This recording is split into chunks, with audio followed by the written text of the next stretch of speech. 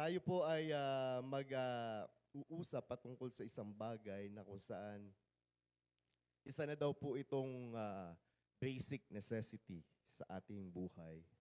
Ano ba yung mga basic necessity? Yung mga damit, ano pa, pagkain, di ba? Tirahan. Meron pa daw, isa. Ano yung kaya? Okay. By the way, dala po ba natin ang ating mga Bible? Taas nga po natin ang ating mga Bible. Ayan, wala po. So, yung iba, nasaan ang Bible? Taas ang cellphone. Okay. O, di ba? Ayan ang sinasabi ko. Ang pag-uusapan natin ay isa sa mga basic necessity kung saan nandyan na daw lahat. Ang cellphone.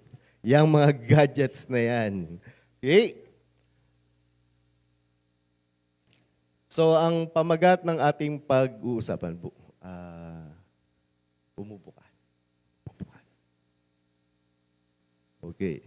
Ang pag-uusapan natin is about the gadgets. Gadgets. Ano na po ba ang gadgets sa ating buhay? Okay. Ayan ang pamagat ko. Let God get my gadget. Ayan. Okay.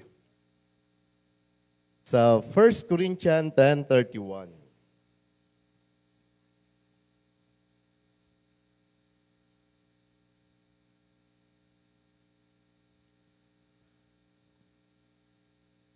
Pastor, merong gadget sa cellphone? Oo. Diba? Nakita niyo ba yung tablet sa Old Testament? Joke lang. Tablet ni Moses. Ibang tablet yan. Okay, 1 Corinthians 10:31, it says, sa Tagalog, kaya kung kayo man ay kumakain, umiinom, at o anuman ang inyong ginagawa, gawin ninyo ang lahat sa ikalulalhati ng Diyos. Purihin po ang pagkakabasa ng salita. Panginoon, bigyan niyo ng kapangyarihan ng salita namin pag-uusapan. Ikaw po ang maging gabay. Hayaan yung banal na Espiritu ang siya sumama po sa amin. Sa pangalan po ng Panginoong Jesus. Amen. Amen.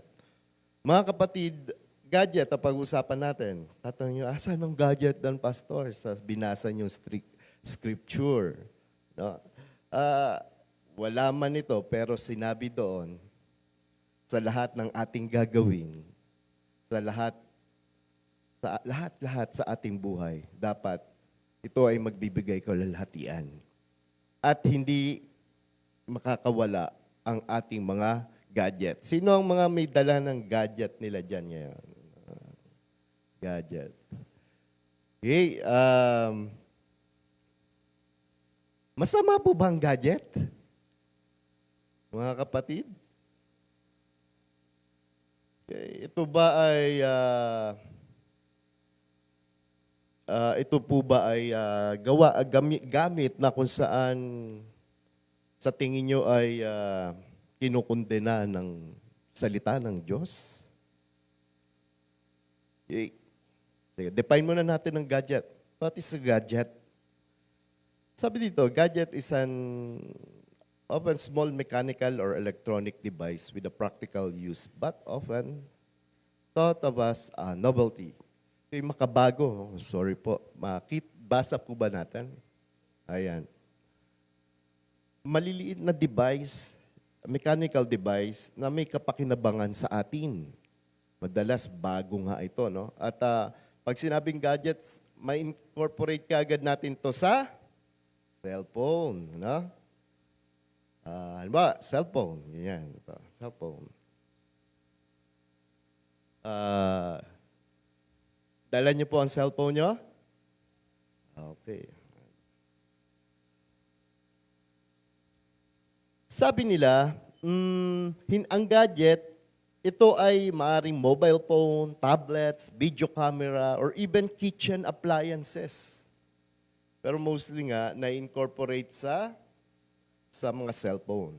Doon na lamang po tayo doon sa cellphone. Dahil yun yung madalas na dala-dala natin, bit-bit natin, at talagang ayaw natin mapawalay. Sabi na nga, basic necessity po natin, ano, mga kasama. Gaano kaadik ang mga Pilipino? Ano po, dito sa gadget na to? Gaano kahalaga? Yun na lang po. Gaano kahalaga ang cellphone na to sa buhay ng mga Pilipino? Alam niyo po ba, based on the survey, 68 to 72% of Filipinos have access to the internet. Ibig sabihin, gumagamit ng internet at may mga gadgets ito. And with Filipino users having the highest daily average online consumption duration in the Southeast Asia. Tayo yung isa sa mga malalakas gumamit ng cellphone with an average of, hula, ilang oras nananatili ang mga Pilipino, average lang to ilang oras nananatili sa paggamit ng cellphone? Sa tingin nyo, alam nyo po ang average na nakarecord sa buong mundo, gumagamit ang isang tao ng cellphone with an average of 6.5 hours. That's an average. No? Alam nyo po ba, ang Pilipino, nahigitan yung average na yun. Alam niyo po ba kung ilang oras ang Pilipino with an average, 10 hours. Sa 10 hours. Sabi nung iba, Pastor, hanggang malobat. Hanggang malobat, hindi kita tatantanan. Ano? May power bank pa nga. No? May power bank pa. Kaya nagcha-charge pa lang. 1% pa lang, ginagamit na. Okay, ganon talaga ang mga Pilipino, no? Bakit po ba, ano ba meron dito? Kasi cellphone is life, sabi ng iba. Andyan lahat. Okay? So, tumataas pa daw ito yearly by 2.8%. 2.8% tumataas pa ito. Okay? At alam niyo po ba na 99.2% Filipino internet users aged from 16 to 64 active on social networks, sabi nila. Okay, sa totoo lang, 2 years old pa lang may gumagamit na di ba? 2 years old pa lang gumagamit na. Ano ba tawag dito? Actually, siya na yung parang virtual yaya na nga di ba? Kung tawagin, virtual yaya. Bakit po? Para makatipid na sa yaya, ang gagawin, bibigyan na lang ng cellphone. Hindi na kukuha ng yaya. Para hindi na magulo si anak, ang gagawin, bibigyan na lang ng cellphone. Okay. Pero napakadelikado po nun. Ano? Pag-usapan natin ng isang mabilis itong cellphone, kung ano epekto nito. May advantage at disadvantage to. Sige, dun muna po tayo sa advantage ng gadgets, ang mabilis lamang po. And I will make it in acronym. What are some advantages of gadgets? Meron po itong naitala kong 4. Okay, 4. Let's show it. Gadgets, G-A-D-G-E-T. Natin, para mabilis lang natin matandaan. G for greater convenience. Gadgets simplify daily tasks. Totoo lang, pinasisimple niya.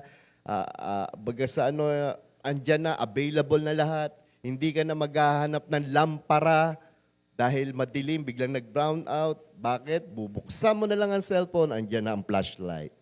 Diba? Hindi ka na bibili ang daming naluging company, yung mga gumagawa ng alarm, mga orasan na alarm, sa cellphone na rin.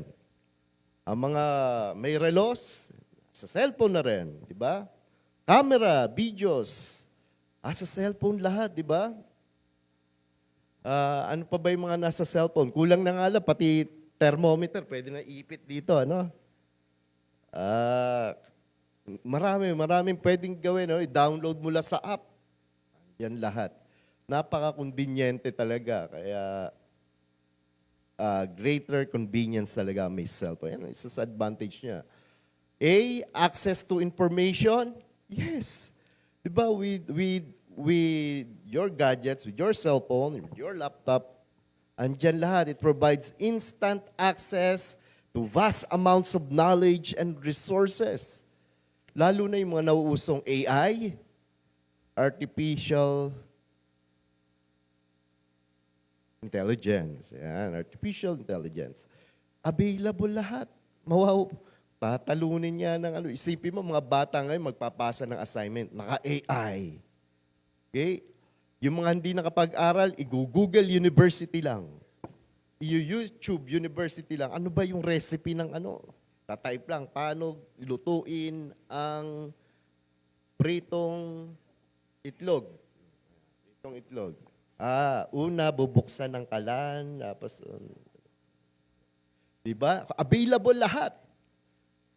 So, lahat ng information almost andoon. Okay? Ano pa? Letter D.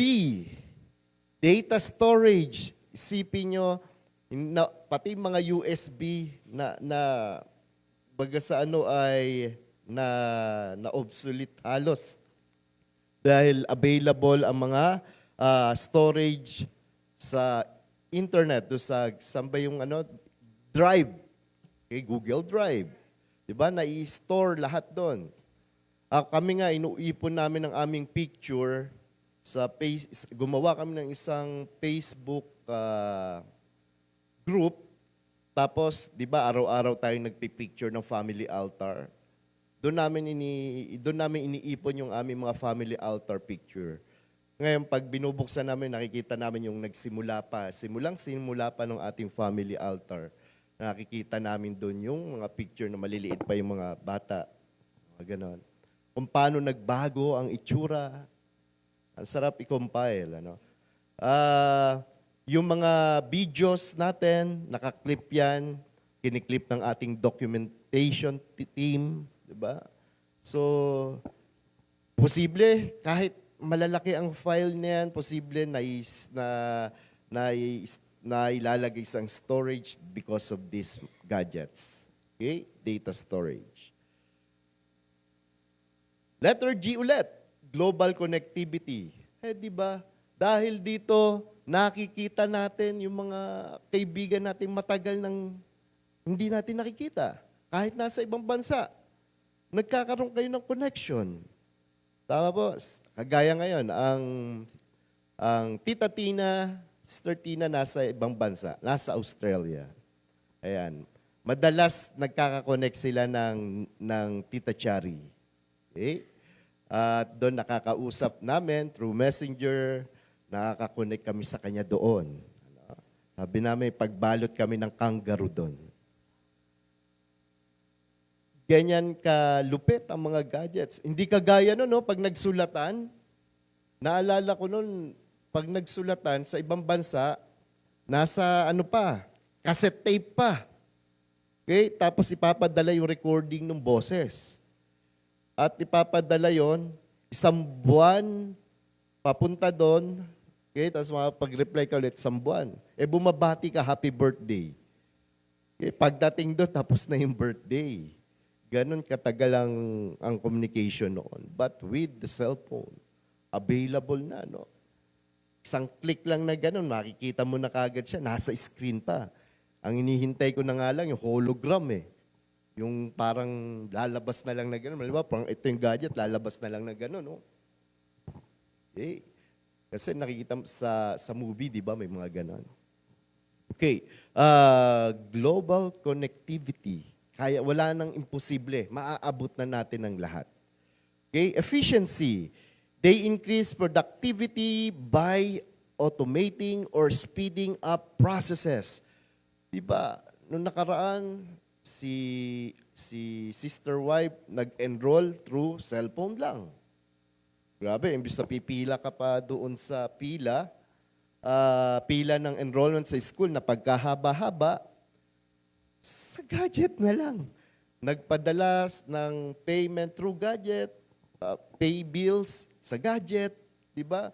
Transaction ng mga bayad lahat o papadalang pera sa gadget. Lahat nandun na, di ba? Hindi ba't napakaano naman talaga? Napakaginhawa. Okay?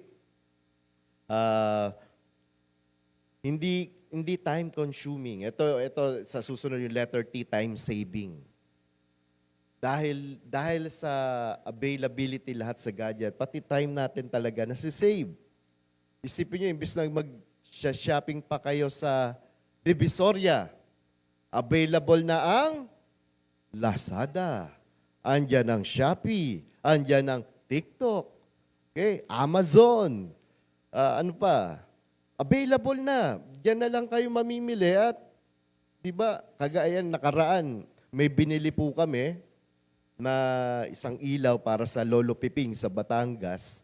Imbis na pupunta pa kami Batangas at dadalihin doon na namin pinadiretso si Lazada. Isipin mo yung natipid na pamasahe at time papunta doon sa Batangas na inuuwian natin. Si Lazada na ang nagdala doon. Sa tulong lahat yan ng gadgets. Ang laki ng kapakinabangan, di ba? At S, smart solutions.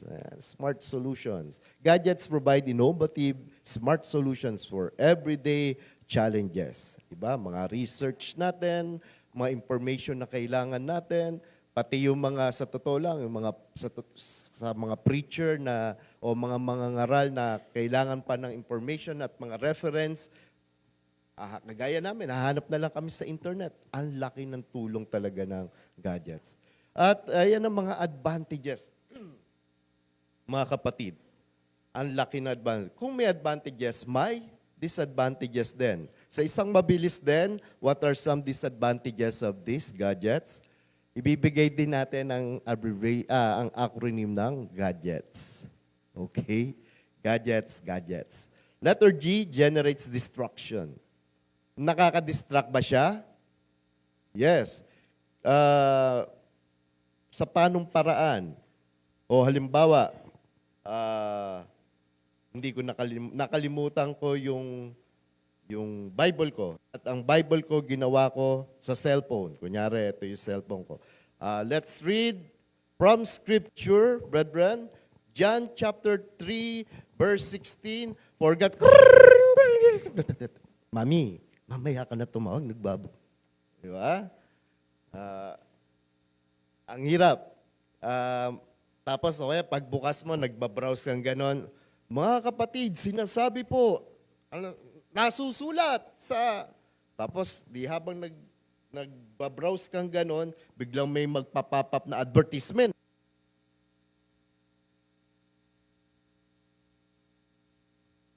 Diba?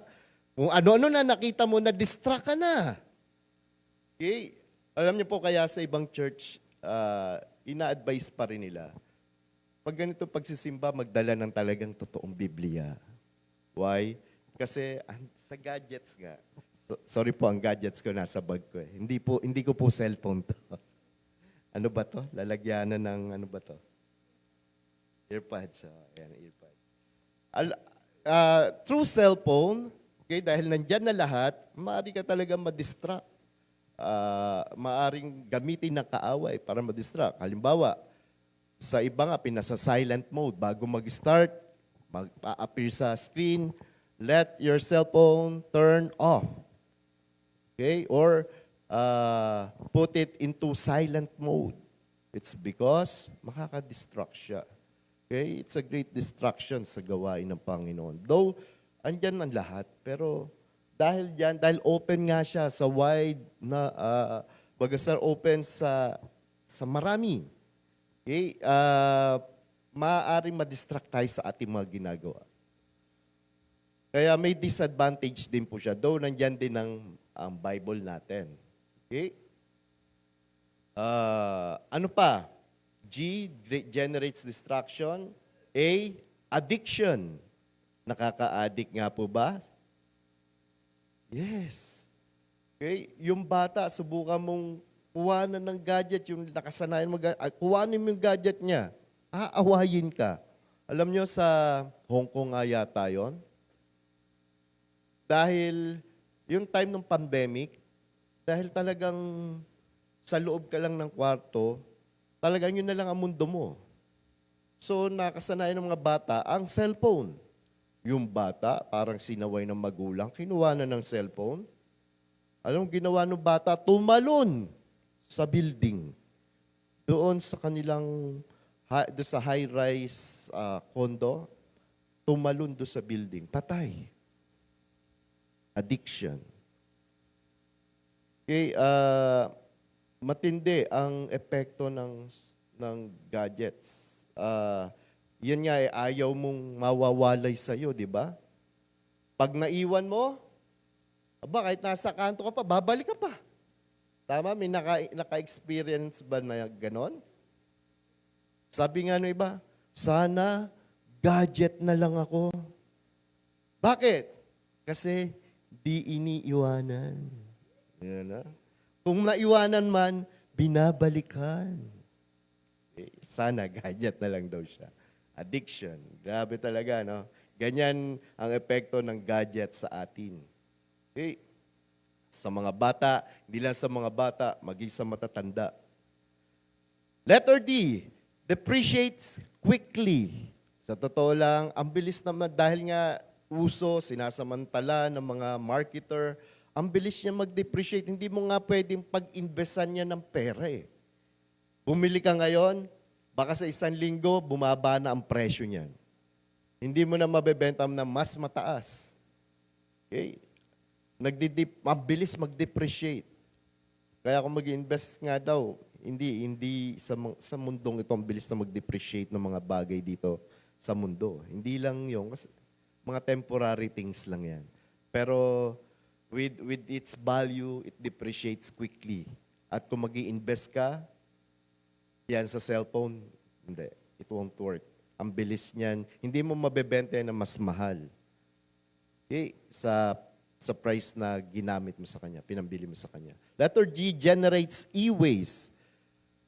Gadgets contributes to electronic waste or e-waste which can harm the environment. Isa kaya ang Pilipinas sa may pinakamaraming e-waste. Diba? Tayo, ilang cellphone na ang dumaan sa ating mga palad. Pang ilang cellphone yun na yung hawak nyo, mga kapatid. Yung iba magaling. Sino yung cellphone niya noong unang-unang nagbukas ng cellphone, yan pa rin yung cellphone niyo? Sino po? Wala na. Naalala niyo, Nokia pa noon? Alcatel pa nga yung iba eh. Naalala niyo, no? Alcatel, yung mga cellphone noon, parang pangkayod pa ng yelo. Diba? Tapos, ang tataba, tapos yung pinaka-antena, igaganon mo pa, no? Yun pa yung mga cellphone na lumabas noon. Ano? Pero wala na lahat. Sabi nga, talagang nag-depreciate na, nawala na, nag-obsolete na ang model, na bago na ngayon, meron pa nga, natutupi na yung cellphone sa ganong kanipis na parang papel. Okay? Nabebend pa na ganon. May mga cellphone na ganon. At mabilis lang rin masira yung iba. Siguro, ilan sa atin dito, pang ilan na cellphone nyo na yun? Siguro pang-3, pang-4, napalit na. Okay? At iba kasi nabasagan ng screen, tapos yung mga charger na nagkabali-baliko na, kasi nagcha-charge pa lang, nahihila, nababaliko na. Okay? Mayroon mga lumulobo na bank, ba tawag dito? Power bank. Diba? So, napakarami at nagko-contribute siya sa e-waste. Yan ang isa sa disadvantage ng mga gadgets. Letter E, expensive maintenance. Napaka-expensive niyan. Gadgets often require costly repairs, diba? Sa pagpapagawa lang. Minsan nga, sabi, sir, bili na lang kayo ng bago, mas mahal pa pyesa ng pagpalit niya kaysa sa minsan ganon. Maintenance niya, alam niyo po yun, kailangan yung lagyan ng load. Payag ba kayo? May cellphone kayo pero walang load? Siyempre hindi. Gagawin natin, kailangan laging may load or else hindi mo siya magagamit. So napaka-expensive, hindi mo siya magagalit na gusto mo. Dahil paglabas natin, kailangan natin ng data, maglo-load ka rin. Di ba? Napaka-expensive niya. Minsan nga, ang cellphone, gamit siya as status symbol. Diba? Hindi ka maglalabas ng cellphone sa mga kliyente mo na, ano bang tawag dito? Yung mga old model na dipindot pa na gano'n, tapos walang screen. Oo, keypad pa, di ba? Ang ilalabas mo, yung talaga mamahalin. Mr. Status symbol, tapos papakita mo pa yan. Di ba? O, kaganon ka pa, tapos ang ganda-ganda ng phone mo.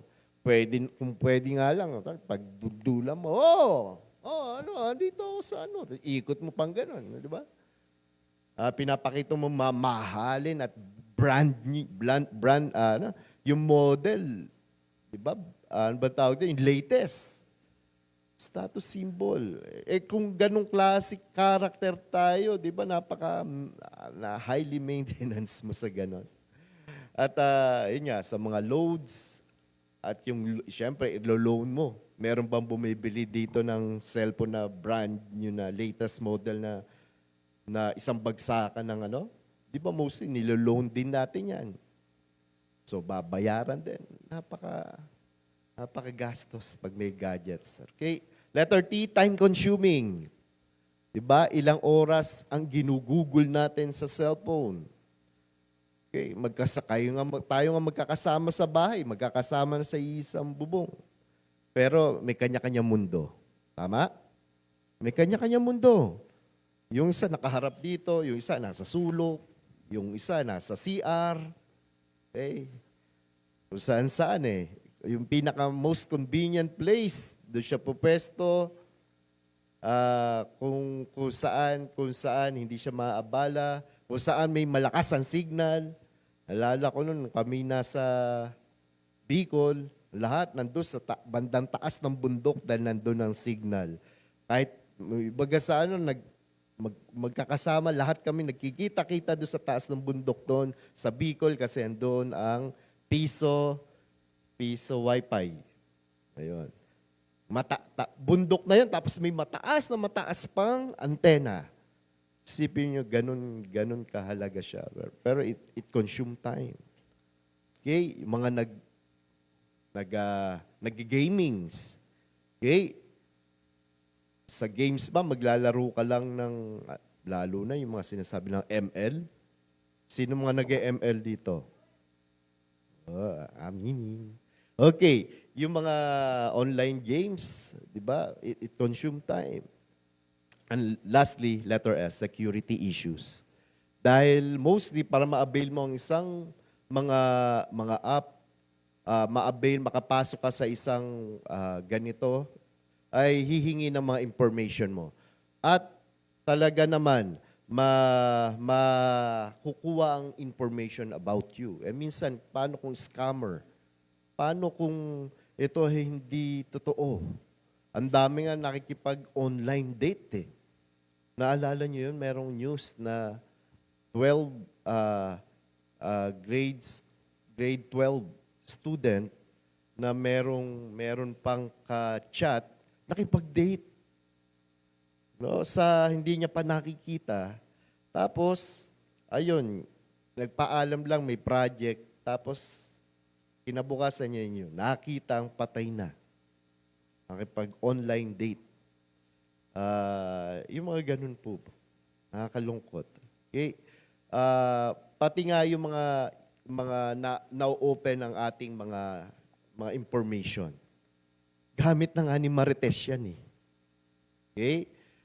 Pero pati si Marites, high-tech. Gamit ang mas maraming info dito. Makasagap ng balita. Ano na nangyayari sa aking kapitbahay? Daddy, ano ba pangalan ng kapitbahay natin? Di ba?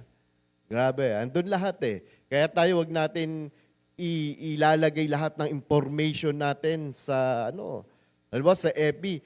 We're here in Baguio. Uy, nasa Baguio sila. Walang tao doon sa bahay nila. Pasukin natin. Diba? Wag natin i-update kung anong nangyayari sa binibigyan natin information ng paligid. Pwede nilang gamitan. My full name is, and my birthday is, para marami ang babati sa akin. Ayun, nakuha yung yung credit card mo, yung ATM mo, tapos ang password mo, yung birthday mo. Patay na talaga. Okay? All in gadgets. Okay? Pati mga nako-compromise yun. Nako-compromise po lahat. So, with disadvantage and disadvantage, okay, kapaki-pakinabang pa rin siya. Hindi maitatanggi. Kapaki-pakinabang. Kasi andyan lahat pati transactions sa negosyo, mga communication natin, andyan lahat Yung mga sinabi ko pong lahat ng yan, that is some of advantage and disadvantage of these gadgets. Okay, sa totoo lang, na-foresee na rin yan Kasama yan sa pagtalino ng tao, pag-advance ng tao, and even it was foretold in Daniel chapter 12 verse 4. Halimbawa, this is technology, okay? Technology is an evidence of human increase of knowledge. Kagaya ng sinasabi sa Daniel chapter 12 verse 4, at sabi niya sa part B ng Daniel 12:4, many shall run to and fro and knowledge shall increase. Ano po ba ang motibo natin sa paggamit nito? Ang intention natin kung bakit natin tinatangkilik ito.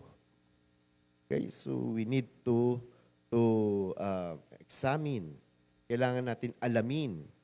Okay? Ano nga ba ang ating mga nasa puso't isipan? Bakit natin ginagamit ang isang bagay? Kagaya nga netong gadgets na to. Okay? Yan. Natapos na po ang ating introduction. Ano oras natin for the world? Ayun. Introduction pa lamang po yun. Okay. Kaya pa? 2 hours? Yeah. Umuulan naman Okay, sige. Bilisan na po natin. Kagaya ng binasa po natin in 1 Corinthians 10:31, itong gadgets natin, sabi nga, nagiging masama, depende sa motibo at intention natin. Pero kung aalalahanin natin, lalo na ang tagubili ng ating Panginoon, na sinasabi in 1 Corinthians 10:31, it says, pwede bang basahin natin? Therefore, whether you eat or drink, or whatever you do, do all to the glory of God. All. In-highlight po natin, ni-read po natin. Pag sinabing all, pili po ba yan? Hindi. Dapat all. Lahat. Mga kasama, mga kapatid, ang gadget hindi po exempted po dyan. Kaya yan po ang ginamit kong scripture. Particularly, napakalaki na epekto sa atin ng gadget, mga kapatid. Yan na halos, sa totoo lang, minsan ipagpalit mo na ang lahat dahil sa gadget na yan. Hindi mo katagpuin yung kausap mo dahil sa gadget na yan. Nahanap ka na ng girlfriend mo. Sabihin ko, wala. Di ko sasagutin kasi busy pa ako. Mga ganun. O yung kausap mo, appointment mo, hindi mo, dahil busy ka pa rin sa gadget. Okay, halos yung gadget na yun, nakakabit sa atin. Napakahalaga. Parang wala lang siya, no? Parang normal lang na instrumento, na tools, na kasakasama. Pero napakalaking impact niyan sa atin, mga kapatid. Diyan tayo nakakasilip sa mundo kung ano nangyayari. We are updated because of that gadget, because of these tools. Okay, natututo tayo, napapalawak ang ating mga kaalaman dahil sa gadget na yan. At natatransform niya talaga tayo. Even our character. Okay, ating attitude, naapektuhan tayo. Yan. Hindi yan basta ordinaryo tools. And dahil sa kapangyarihan ng tools na yan, ng gadgets na yan, pwedeng gamitin ng kaaway yan sa buhay natin. Yes. Pwede niyan gawin kang abala para hindi mo nagawin ang pinagagawa sa atin ng ating Panginoon. Pwede ka niyang puyatin para hindi ka na makaganap doon sa gawaing dapat mo gawin kinabukasan. Tama? Gadget. Pwede kang, ang dami pa. Pwede pang pagsimulan ng away. Dahil sa gadget. Ilang relationship na ang nag-away. Nagkahiwalay dahil sa gadget. Mga ganon.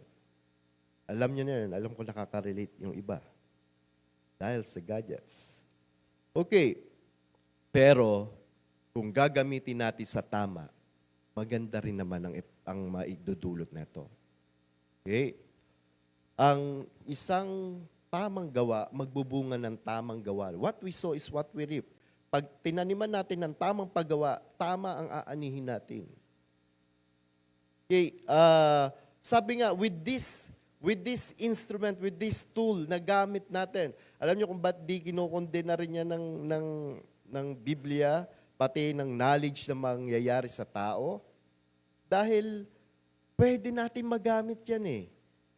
Diba anong tagubilin sa atin ng ating Panginoon bago siya mawala, bago siya bumalik sa piling ng Ama? Itinagubili niya that we need to go and make disciples to all nations.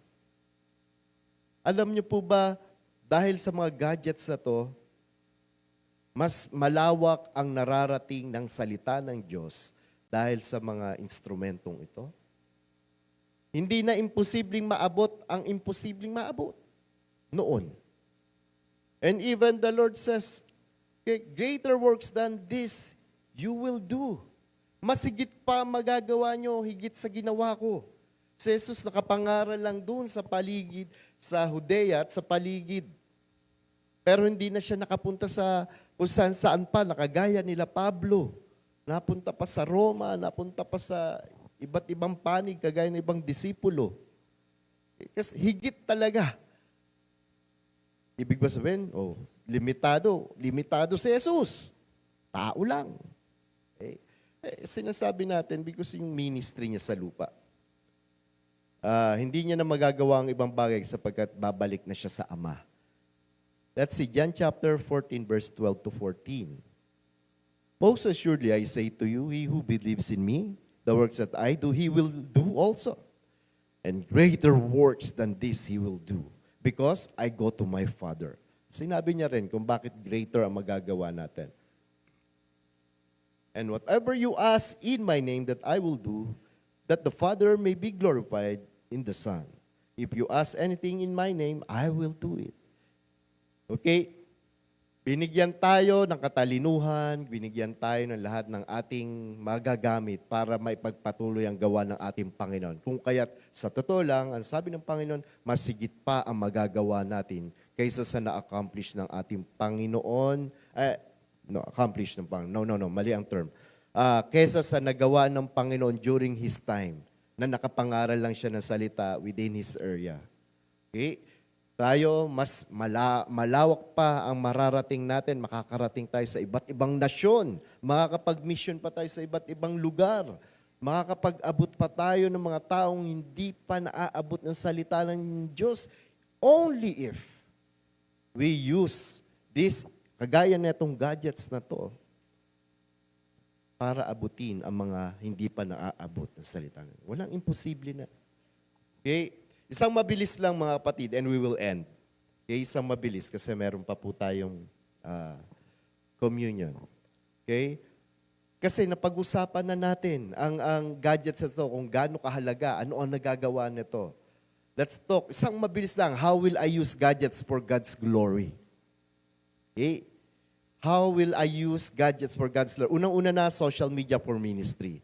Kita nyo ang gadgets, bukod sa tayo ay face-to-face na nakapag-palitan ng salita, naka-live stream tayo. Okay?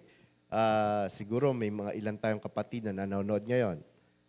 Para po sa mga naka-live stream po sa atin, pagbati po sa inyo.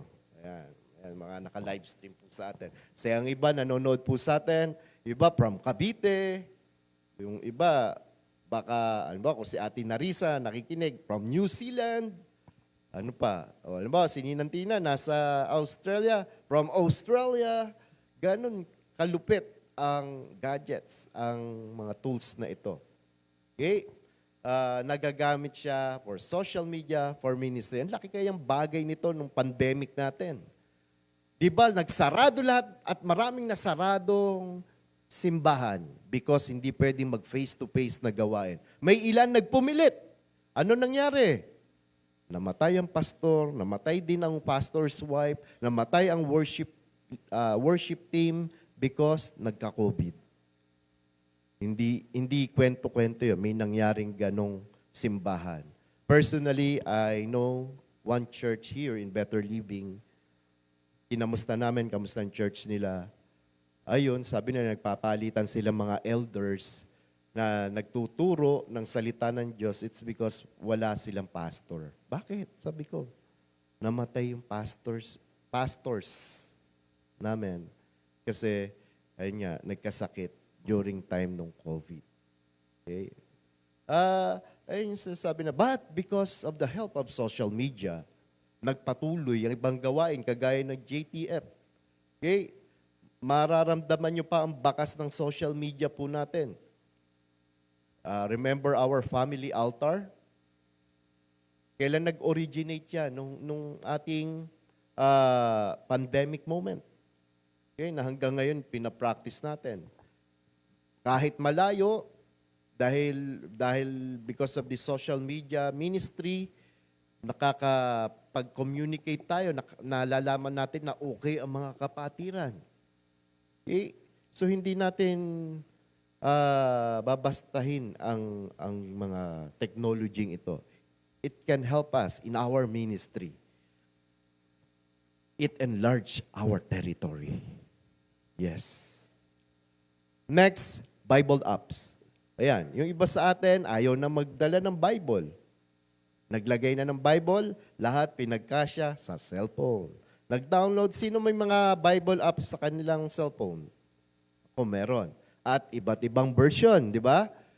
Isipin nyo kung walang Bible app at kailangan mo ng iba't ibang version, dadali mo ba lahat ng libro sa church? Diba? Kung mag-aaral ka daw ng Biblia o ng salita ng Diyos, hanggat maaari, i-check mo daw yan sa iba't ibang pagkakasalin. Salin sa New King James, sa King James Version, tignan mo sa Living Translation, tignan mo sa New American Standard Version, kung saan-saan. To check. Okay? Alangan, dali mo lahat ng Bible na yun. But, because of the Bible app, na nandun, pwede mong i-download kahit Tagalog. May English ka na, may Tagalog ka pa. Okay? So, nakakatulong ang gadget na to. We can glorify God with our cellphone. Kung lalagyan mo rin ng Bible, isipin mo kung may Bible kang dala, total, lagi mong dala cellphone mo. Pwede kang mag-conduct ng Bible study anywhere. Okay? Saan ka mapunta? Pwede kang mag-browse ng Bible, magbasa ng Bible, mag-conduct ng devotion. Dahil may Bible ka. Hindi mo ikakatuwiran na, hindi ako nag-devotion, hindi ako nakapag-aral, hindi ako napagbasa niyan. Wala naman akong dalang Bible pero dahil na i-download yan sa gadgets, ang Bible pwede ma-compress sa Bible. Okay? Next, podcast and audio sermons.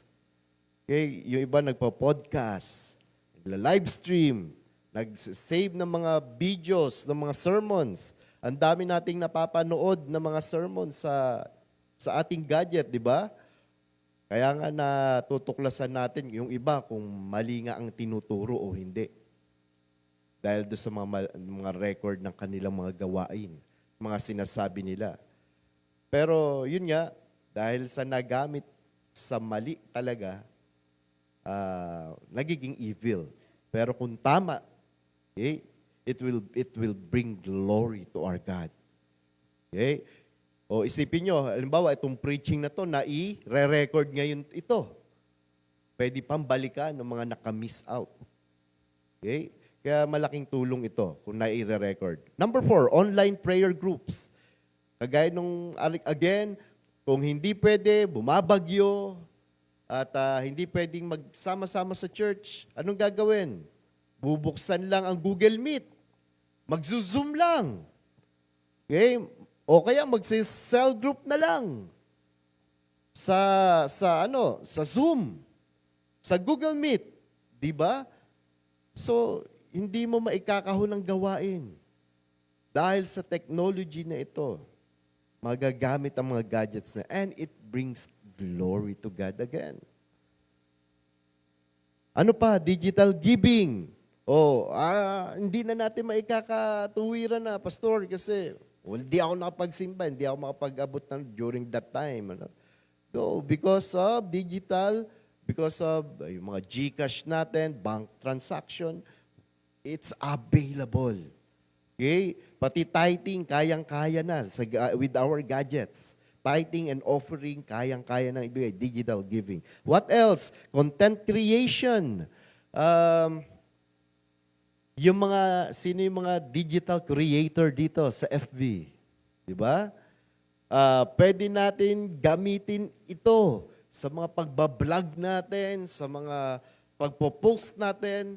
Diba? Yung mga post natin, instead na, diba, we desire to have 1 million views.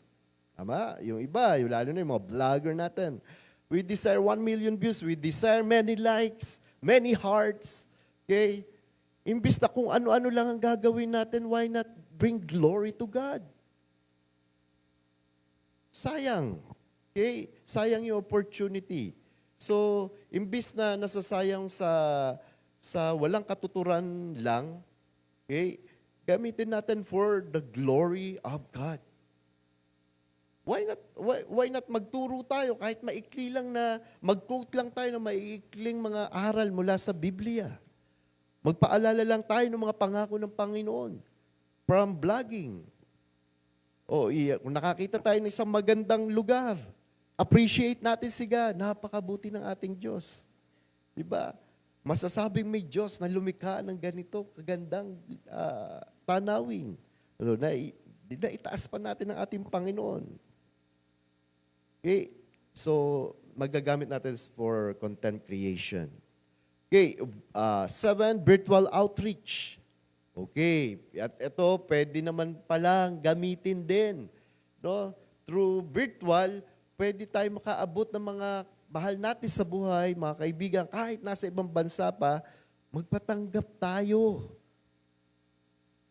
May mga pagkakataon, pwede tayo mag-counseling through this. Tama? Nasubukan nyo na po ba mag-counseling sa cellphone? Makapagpatanggap, nasa bed, yung nasa bed na, bedridden na, at magpapatanggap sa Panginoon. Diba? Hindi mo na mapuntahan dahil nasa probinsya. Tatawagan mo na lang. Lolo, naririnig mo po ko. Mahal po kayo ng Panginoon. Sa gadget lang. Makikita mo, umiiyak na. Because of the help of the gadgets. Virtual outreach. What else? Faith-based games and apps. Imbis na mga gaming na, mostly ang games sa cellphone is influenced by the enemy. Makikita mo, mga character pa lang. Makikita mo, may mga sungay, may mga pangalan ng demonyo. Hindi lang ako familiar sa mga, mga pangalan ng mga gaming. Pero makikita mo, gumagamit ng enchantment, gumagamit ng mga ano bang tawag dito? Mga anting-anting, kapangyarihan. Saan galing yan? Sa demonyo yung mga ganun eh. They promote it. So, we can give glory to God by downloading yung helpful games na kung saan related sa Bible. Halimbawa, yung mga Bible quiz. May mga games na ganyan. Marami yan. Okay, number 9, music streaming. Dahil sa gadgets, bagas sa gadgets, kung ano man ang ginagawa natin, nag-aaral man tayo, natutulog man tayo, mga kapatid, di na natin kailangan imbitahan ng buong worship team para tumugtog sa'yo. Because of the gadgets, magda-download ka lang o makikinig ka lang ng mga music na naka-record diyan. Particularly, that brings glory to God. Okay, dadaling ka na, i-usher ka na niyan sa very presence of our Lord during your time na nag-aaral man, nagta-travel man, o kung ano man ang ginagawa. And lastly, salamat, Pastor. Okay, last one. Number 10, educational tools. Andyan lahat, mga kapatid. Yes, last na yan ni Pastor. Opo. Mga kapatid, gadgets, it will help us be good and give glory to God, but it can be used as a tool para ilayo tayo sa Panginoon. Sabi nga rin dyan, by intentionally using gadgets in these ways, you can make a positive impact on our community. Tama? And glorify God through our actions. Gamitin natin ng tama ang mga gadgets natin, mga kapatid. Hindi tayo masyado particular, mga kapatid, sa pagbabawal ng gadgets sa kung ang Bible nyo ay nandiyan. Pero as much as possible, dala natin to. No? Mas magandang andito pa rin ang kahit eto hindi nalolobat. Tama? Eto, masasabing galing ka talagang simbahan. Gadgets kasi, pagdala mo nga ang gadgets. Halimbawa, yung mga kabataan, magpapaalam, pupunta daw ng simbahan. O, asan ang Bible mo? Asa cellphone? Pero, sa totoo lang, hindi sa cellphone ang diretso noon, diretso sa SM Bikutan. Okay? O kung saan man. Okay? Pero kung Bible ang dala mo, talagang pupunta ka muna sa simbahan. Di ba? Okay, iba pa rin merong ganito. No? Dumaan man ang panahon, nandiyan pa rin yan. Bakit tayo may Bible na ganito? Because of the manuscript na naipon. Dahil may physical na writings. Isipin nyo kung cellphone na umbento na noong time pa, tapos sinunog lahat ng cellphone na wala ang technology, asa na ang writings? Dahil hindi na isulat. Buti na lang talaga, may mga physical na naisulat ang salita ng Diyos. Nandito lahat. Okay?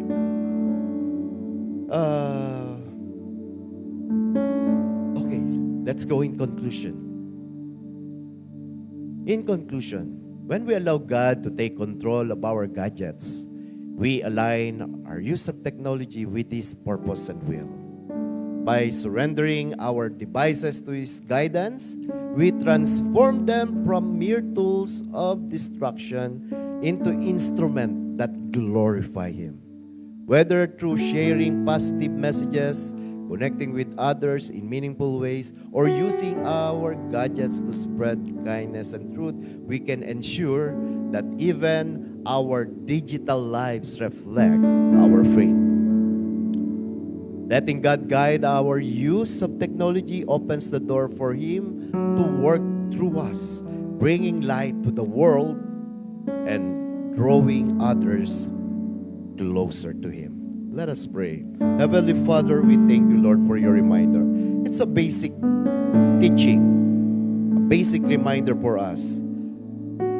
But really, we need to be reminded because this gadget can draw us out from you or draw near to you. Salamat sa mga paalala niyo, Panginoon. Patawarin niyo kami, Lord God, kung nagamit man namin ang mga gadgets namin for not giving glory to your name. Patawarin niyo po kami, Panginoon. Now we are reminded, magamit nawa namin, Panginoon, ito sa mga bagay na magbibigay kalwalhatian sa iyo, Panginoon. Magamit namin ito, Lord, sa mga tagubilin mo, Panginoon, that we need to go and make disciples to all nations. Magamit namin ito to share the gospel, to spread the good news, Panginoon. Wala nang imposible because of this technology. Help us, Lord. Guide us, Lord, how to use properly these gadgets, Panginoon. Salamat sa paalala muli, Panginoon. Ikaw ang malwalhati, madakila sa mga bagay na ito, Panginoon. Sa pangalan ng Panginoong Hesus. Amen. Amen.